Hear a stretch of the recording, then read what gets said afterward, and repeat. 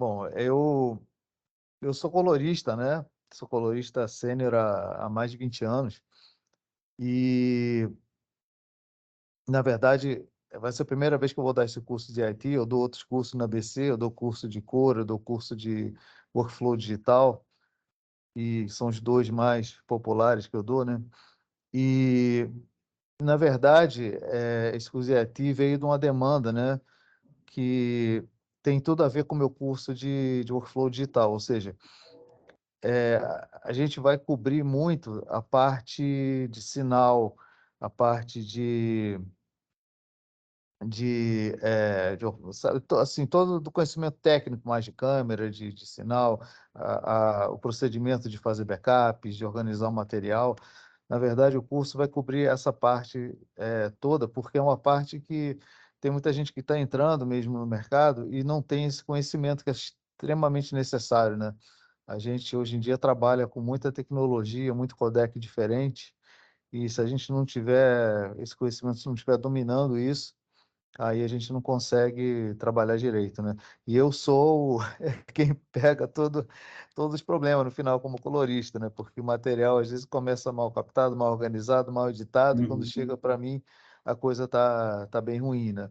Tanto que esse curso de workflow digital eu desenvolvi por causa disso, né? Porque os produtores de audiovisual mesmo começaram a perder eh, a, o trem, né? Quer dizer, o trem vai andando, é muito codec, é muita coisa, muito formato, muita câmera diferente, muita coisa que está acontecendo, e complicou muito a parte técnica, né? Uhum. De toda a produção, né?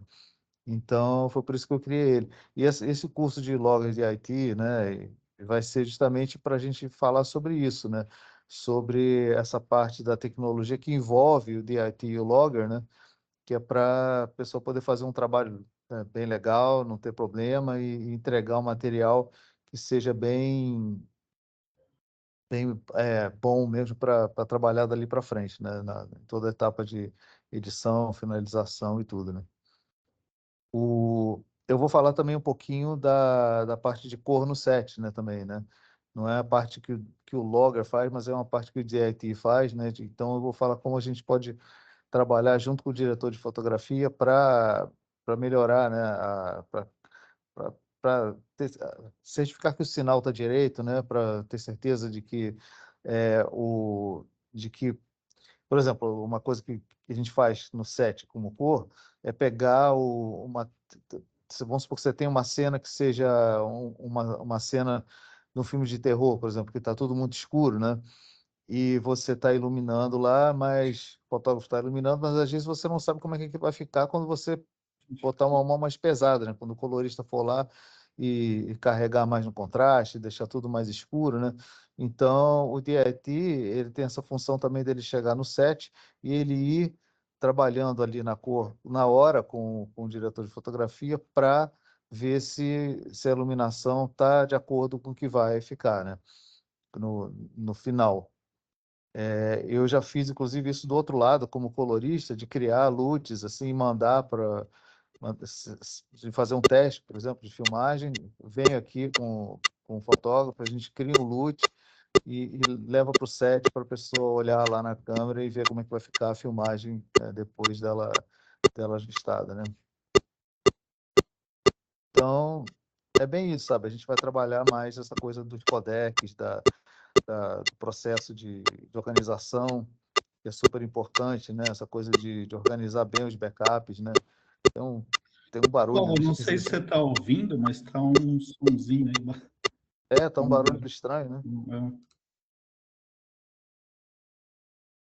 Agora parou, né? Agora parou. Aham. Mas é basicamente isso, né? Eu tenho aqui deixa eu ver se está lá no site.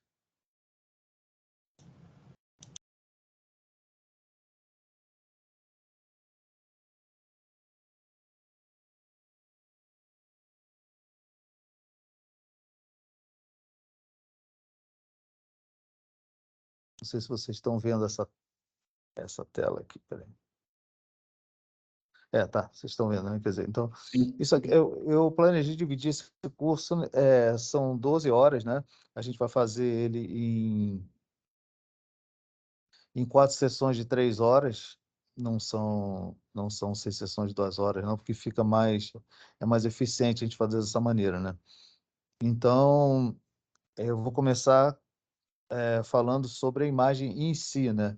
Porque o DIT, ele tem que entender dessa parte da câmera também, né? Não é só entender da parte de organizar o material, porque ele é o técnico de imagem digital, né?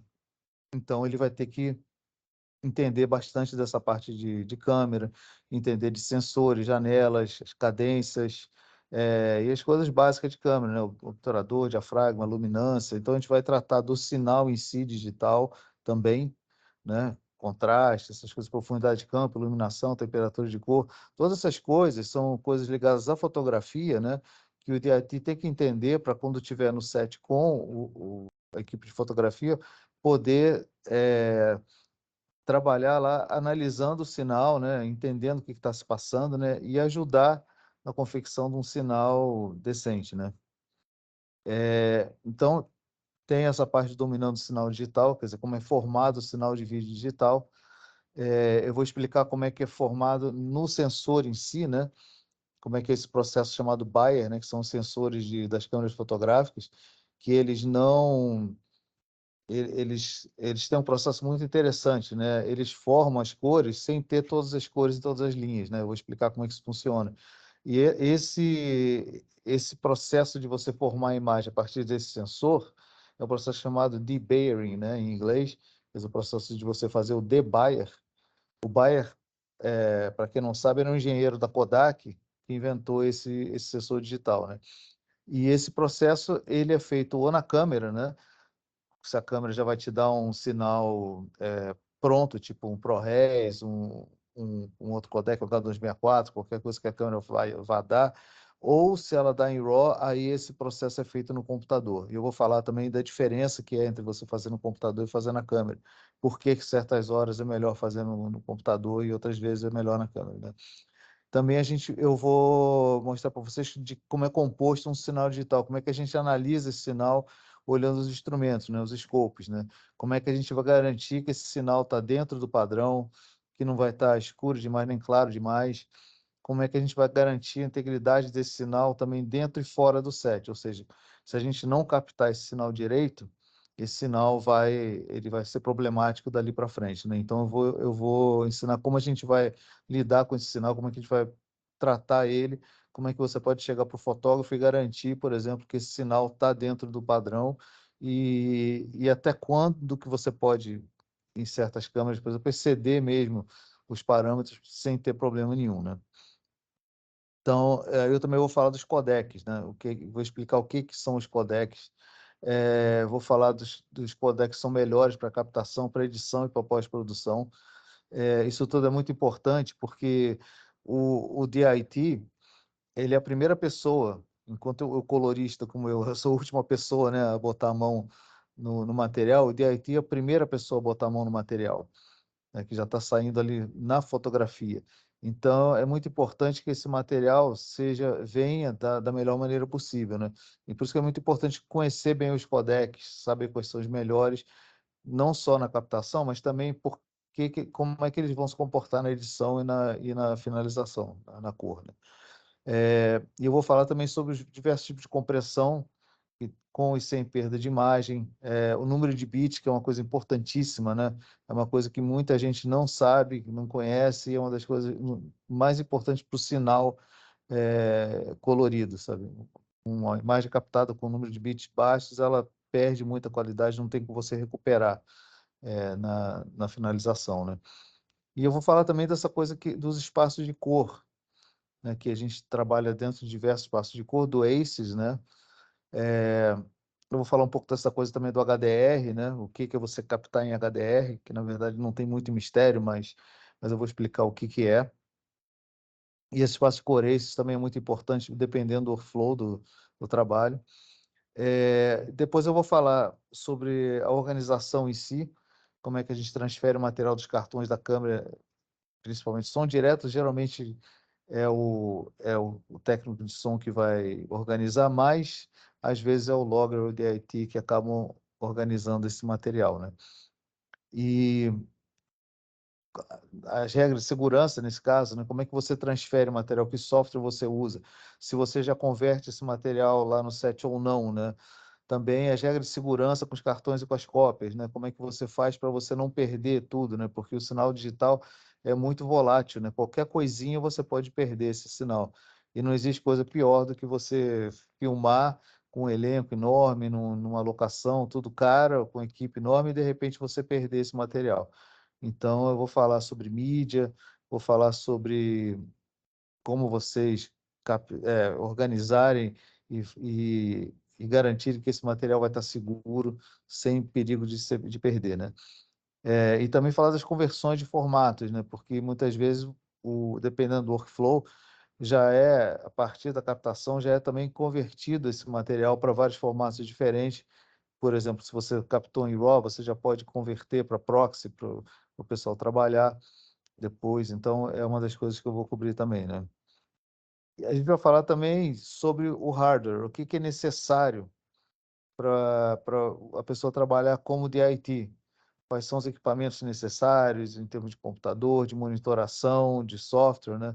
Porque isso é muito importante, não é uma coisa muito simples, né? O DIT tem que ter um investimento maior do que o logger, né? O logger não precisa ter isso tudo, mas o logger também não cuida do sinal, o DIT cuida, né? E também vou falar de coisas que são básicas, mas que são muito importantes, tipo monitoração, cabeamento, conexões com os equipamentos, né? E depois, por fim, a gente vai falar sobre software, né? Vai falar sobre metadados, organização, o uso de metadados nas câmeras, metadados na conversão do material, né? Quando vocês pegam o material e já passam para os HDs. Eu vou cobrir o DaVinci para DIT, né? Como é que a gente vai trabalhar com o DaVinci para fazer essas conversões e também para fazer uma pré-cor no set, né? Para justamente ajudar o fotógrafo ali. Vou falar de um software que é muito legal, que é grátis e que é super prático para trabalhar, que é o Shutter Encoder, que é um software que a gente usa para a gente criar os nossos dailies, né? Que é o material que a gente. Isso é outra coisa também, né? A gente faz um processo chamado dailies, que a gente pega o material que foi filmado naquele dia e a gente disponibiliza para as pessoas poderem assistir, né? Então, como é que a gente cria esses dailies e como é que a gente converte o material todo para a gente poder trabalhar depois, né? E também, como geral, esses LUTs para visualização no set para uso durante o processo de edição. Como é que a gente cria proxies, né? Esses LUTs para visualização no set, eles são importantes porque muitas vezes na edição, principalmente quando a gente está trabalhando com log, né, ou com RAW, muitas vezes na edição, para trabalhar com o diretor, para trabalhar com o produtor ali do lado, o editor acaba tendo que usar um LUT para converter esse material para que seja visualizado de uma maneira correta, né? Nenhum diretor gosta de ficar vendo em log, tem um diretor que fica super nervoso, eles querem ver com contraste, com saturação. Então, esses LUTs são criados no set, muitas vezes não é só conversão para REC 709, também é o processo de você pegar esse material e você criar um LUT, às vezes, específico para aquela imagem, que o editor já pode trabalhar durante a edição e pode ou não servir de guia para o colorista, né? Então, é basicamente isso que a gente vai cobrir durante esse curso.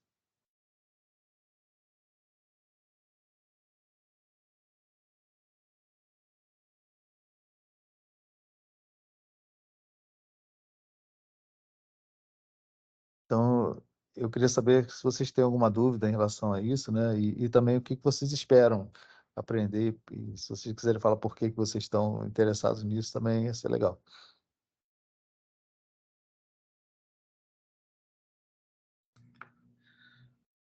Paulo, e assim, queria saber assim, de você para entrar no mercado, assim, como é que, para essa parte de DIT, logger e o gerenciador de. Olha, o mercado é enorme, né? Tem um mercado muito grande, cada vez maior, né? Porque como a gente está captando cada vez mais com essas câmeras de alta qualidade, né? Principalmente para cinema, né? O Existe uma falta de conhecimento por parte até da e não é falta de capacidade não, é simplesmente é muita informação técnica que tem, toda hora câmera nova, toda hora codec novo, essas coisas. Então, às vezes o próprio fotógrafo, que trabalha com iluminação mais do que qualquer outra coisa, né, eh, às vezes o próprio fotógrafo não está a par de tudo quanto é codec que tem, de tudo quanto é tecnologia, então a figura do DIT está cada vez mais importante no set por causa disso, porque ele precisa de um apoio técnico, né? É isso que o DIT oferece. O DIT é como se fosse um antigo engenheiro, quando a gente trabalhava com câmeras eletrônicas, né, de televisão, para que não eram digitais, né, eram as câmeras você precisava ajustar, então você tinha geralmente um técnico, um engenheiro que ajustava as câmeras, que fazia esse trabalho e que entendia do sinal, né. Então o DIT o que ele faz é isso. E como eu estou falando, cada vez mais tem mais mercado e tem falta de profissional no mercado. As pessoas sempre perguntam: "Pô, você conhece algum DIT? A gente está precisando". É uma coisa que está crescendo muito, sabe, é muito importante, então tem bastante mercado. O audiovisual está crescendo também muito, não só no cinema, né, a gente tem que pensar que o audiovisual hoje em dia, ele é muito mais que isso, né. Quem trabalha com edição aí sabe, né, a gente hoje em dia não trabalha só com audiovisual para cinema, nem para televisão, agora a gente trabalha para tudo quanto é tipo de veículo, né, tudo quanto é meio de comunicação. São streaming, até YouTube, todas essas coisas que estão aí, coisas específicas até para celular, para Instagram. Então o audiovisual, ele cresceu demais e vai continuar crescendo. Não, só mudou o que era antes um bolo ali, que era dividido entre cinema e televisão, agora é todo fatiadinho, né? E essas fatias, elas acabam criando um bolo um pouco maior do que era antes, né? Então é um é uma profissão que está crescendo muito, sabe. Eu acho que vale a pena investir. A própria profissão do logger, né, que não precisa ter todo esse investimento de equipamento nem nada, também é muito importante, porque o logger é que organiza o material, que separa e tudo, e um bom logger pode fazer uma diferença enorme no processo, né, de da captação até a finalização, né, todos os processos de produção.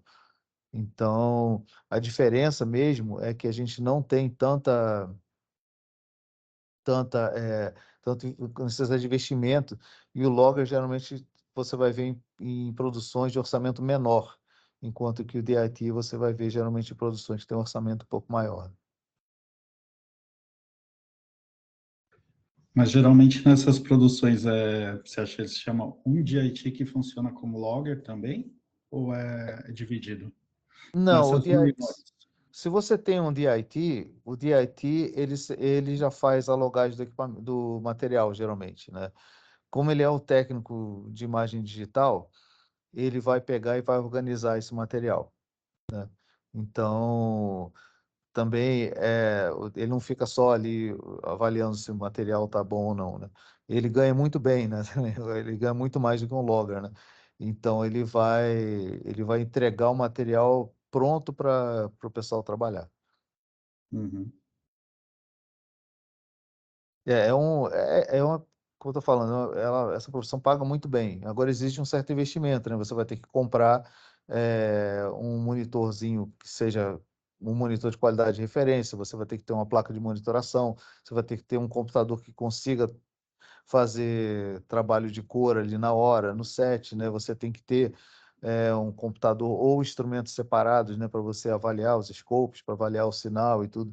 Então não é uma coisa tão simples, né, quanto o logger que simplesmente pega o material e copia para um HD, né. É um processo muito mais complicado, mais complexo. De preferência, você vai ter que ter um painelzinho também para fazer a cor, não é fazer a cor no set ali com mouse é um negócio meio complicado, né. Mas eu vou falar sobre esses equipamentos, né, tem para todos os níveis, né, você consegue entrar com um investimento relativamente, bem em conta, sabe? Eu acho que para você abrir seu próprio negócio, é um investimento que custa o preço de uma motocicleta barata, por exemplo, né? De uma 160, por exemplo, né? O mesmo investimento que o motoboy faz para poder trabalhar é o que você tem que fazer para você, o básico para você poder trabalhar como DIT. É mais ou menos por aí. Pouca coisa só mais caro, mas é mais ou menos por aí. Não, tá legal.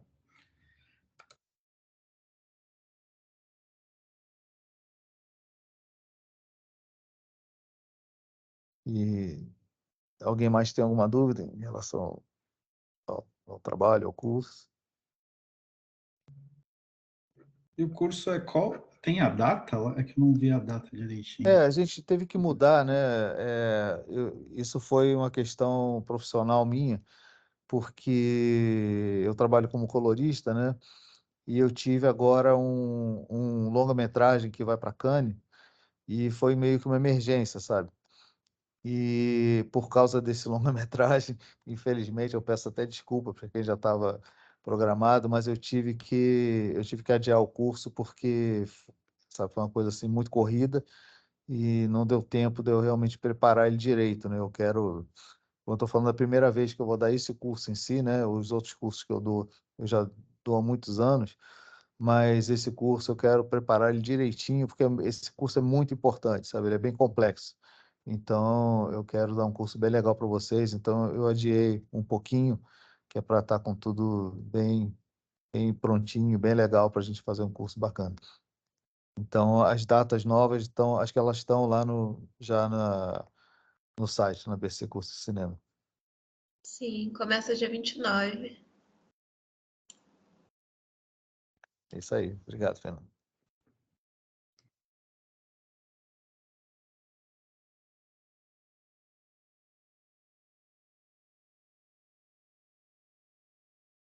Bom, mas é isso, então. Se vocês, E o se vocês tiverem... tempo, só o tempo Fala. do curso vai ser, tem já, assim, os dias? Vai ser quantos dias e tal? Como é que é? Os dias do curso? Vão ser quantos, vai ser... Então, são 4 dias, né? Porque em vez de eu fazer em 6 dias de 2 horas, que meus cursos geralmente foram planejados para isso, eu tenho dado ultimamente meus cursos em 4 dias de 3 horas, porque eu acho que é muito mais rápido para todo mundo, né? O rendimento sai melhor. Então, Uhum. vai ser assim, são 4 dias de 3 horas de aula cada dia. E eu vou trabalhar com apresentações, né, assim, né, com slides, essas coisas todas que a gente vai falar sobre equipamento, mas também eu vou trabalhar abrindo o DaVinci com vocês para mostrar para vocês justamente essas coisas do como é que você analisa o material, como é que você mexe nesse material, como é que você usa os scopes. Então, isso tudo a gente vai trabalhar eu compartilhando minha tela do DaVinci com vocês. O DaVinci, para quem não sabe, vou falar um pouquinho da história dele. Muita gente não conhece o DaVinci, acha que é um programa novo, né? O DaVinci é o programa de cor mais antigo que existe no mercado, né? Ele foi lançado em 1984. Ele foi o primeiro programa comercial de cor em alta escala, né? Até então, só tinham programas de cor que eram quase que protótipos, né? E o DaVinci era caríssimo. O DaVinci custava US$ 500 mil, $500 mil custava o DaVinci. E é um programa que era só para cor, e ele foi seguindo como um programa para cor, só o preço diminuiu, mas diminuiu, continuando caríssimo, né? Ele passou a custar a partir de US$ 250 mil. Quando a Blackmagic comprou ele custava US$ 250 mil, né? Mas a Blackmagic é uma empresa que o Grant Patty, né, que é o presidente da Blackmagic, ele é um cara que ele é preocupado com a democratização dos equipamentos, né, de produção, né, dos softwares, né? Então ele comprou o DaVinci porque ele trabalhava numa empresa, ele começou na área de telecine, né, numa casa de pós-produção, ele era engenheiro e ele tem uma certa afeição, ele não queria ver morrer toda essa ciência de cor que a DaVinci estava com problemas financeiros, né? A DaVinci Systems, né, que era dona do DaVinci, eles estavam com problemas financeiros e o Grant Patty não queria ver morrer, né, uma empresa que tinha tanto conhecimento, e ele comprou a DaVinci Systems, e ele, a partir disso, ele disponibilizou o DaVinci, ele também só rodava num sistema fechado de Linux, então ele abriu esse sistema e disponibilizou o DaVinci para a gente ter uma versão grátis e ter uma versão paga, que é a versão Studio, né? E a versão grátis é o suficiente para trabalhar como DIT. Vocês não precisam investir na versão Studio, sabe? Ela já é suficiente. Quem quiser investir na versão Studio tem a vantagem essa é outra coisa bem legal da Blackmagic, né? Se você comprar o DaVinci, você paga 200 e poucos dólares, sabe? E essa licença é permanente, né? Não é que nem, por exemplo, o Premiere que você tem que ficar assinando, e se você parar de pagar a assinatura, você não tem mais nada, né? Você paga uma vez só e eles não cobram upgrade, que é outra coisa fantástica, né? Então, se você, poxa, eu comprei o DaVinci Studio assim que ele saiu para o Mac, por exemplo, e até hoje eu nunca paguei um upgrade, sabe? Eles são geniais nesse sentido, né? Porque a Blackmagic, o negócio deles não é ganhar dinheiro em cima de software, é ganhar em cima do hardware, né? Em cima dos periféricos, das placas de monitoração, de tudo que gira em volta, os painéis, essas coisas que giram em volta do que eles vendem, né? É uma empresa de hardware, né? Mas eles são excelentes em termos de software. Tanto que eles estão toda hora inovando. Então, eu nunca vi desenvolver tão rápido. É outra coisa que é impressionante. Quando o DaVinci era independente, você ficava anos sem ter um upgrade, sabe? Você tinha que pagar uma assinatura caríssima anual para você poder ter direito a esses upgrades. A Blackmagic, ela tem muita gente trabalhando, toda hora tem upgrade, cada vez que tem mudança mesmo de número de sistema, a quantidade de coisas novas é impressionante, né?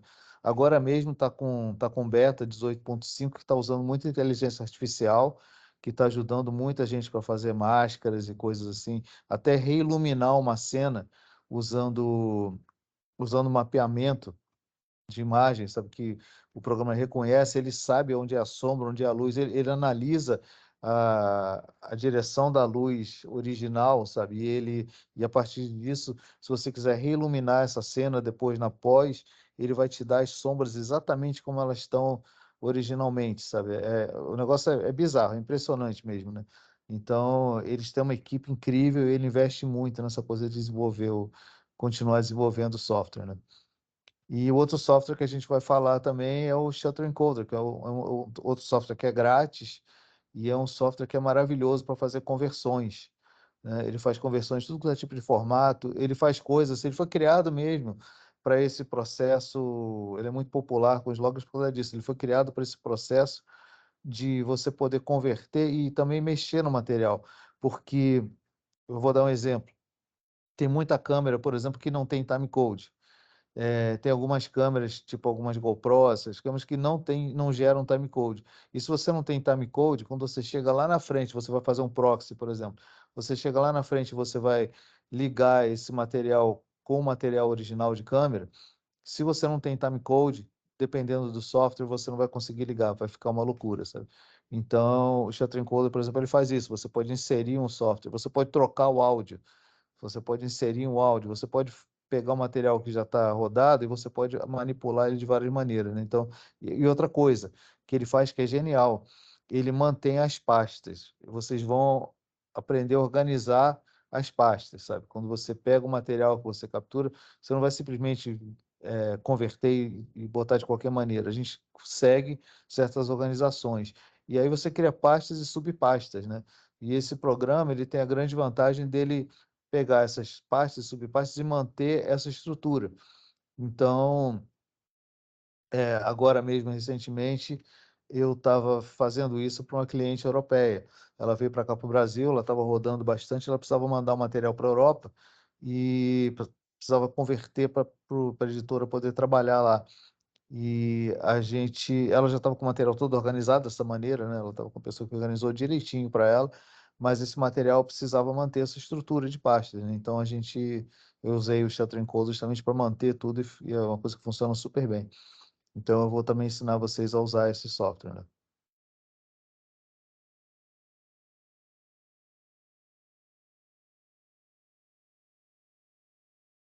Então Então, legal. É bem legal, sabe? O que vocês vão aprender nesse curso é uma boa parte do meu curso também, eu dou nesse curso de Workflow Digital, né? Que é justamente é uma base muito forte para vocês poderem trabalhar com sinal, sabe? Não é só aprender como é que mexe no software, não. É um conhecimento maior, sabe? São coisas que vocês vão aprender, principalmente entender codecs diferentes, como é que funciona o sinal de vídeo, como é que funciona essa coisa de número de bits, que é uma coisa que vai continuar mudando, mas vocês tendo essa base, vocês vão estar sempre atualizados. É uma coisa que muda, mas vocês vão ter esse conhecimento. Não é uma coisa que vocês aprendem agora, fica obsoleta e vocês vão perder. Isso é uma coisa que enquanto existir sinal digital, né? Que é como a gente conhece hoje, enquanto existirem esses sensores Bayer, essas coisas todas, vocês vão estar sabendo exatamente como vai se comportar um equipamento novo, porque vocês vão ter esse conhecimento básico.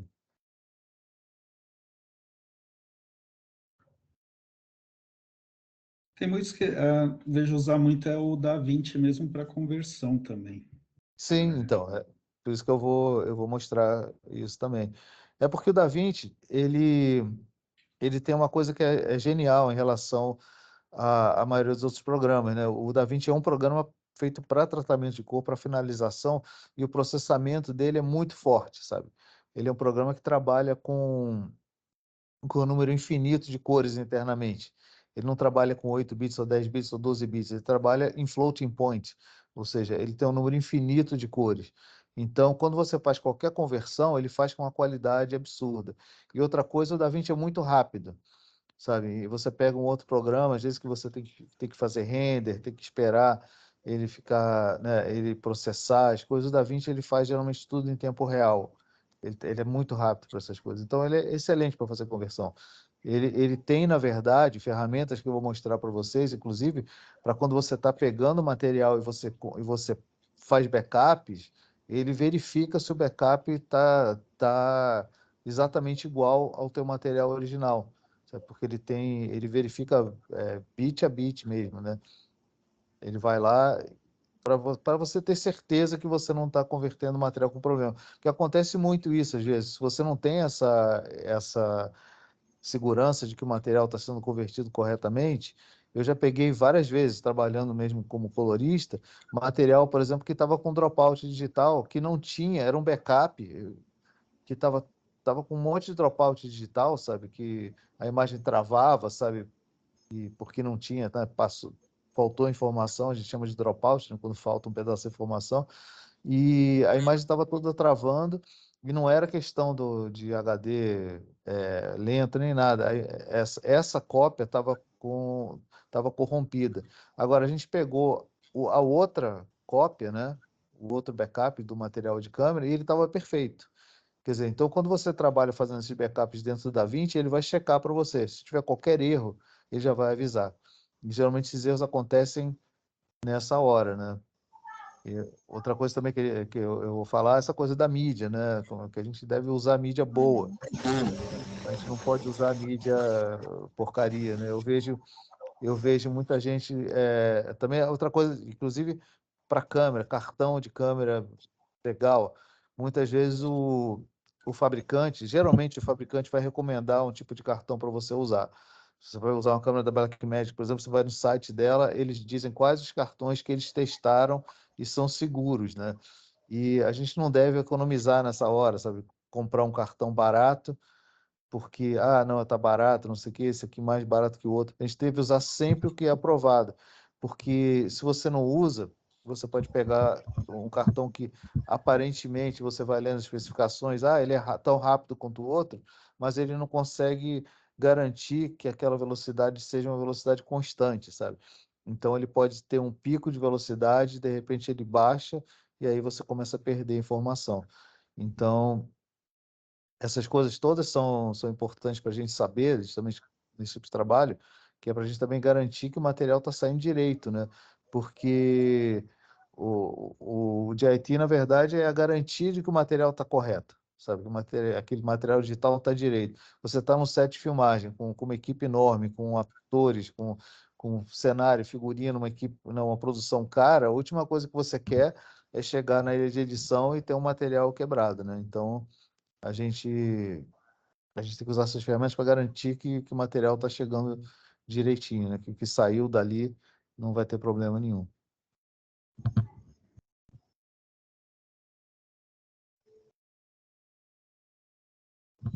Pois é, menino, é isso. Eu ainda tentei dar esse confere, assim, né?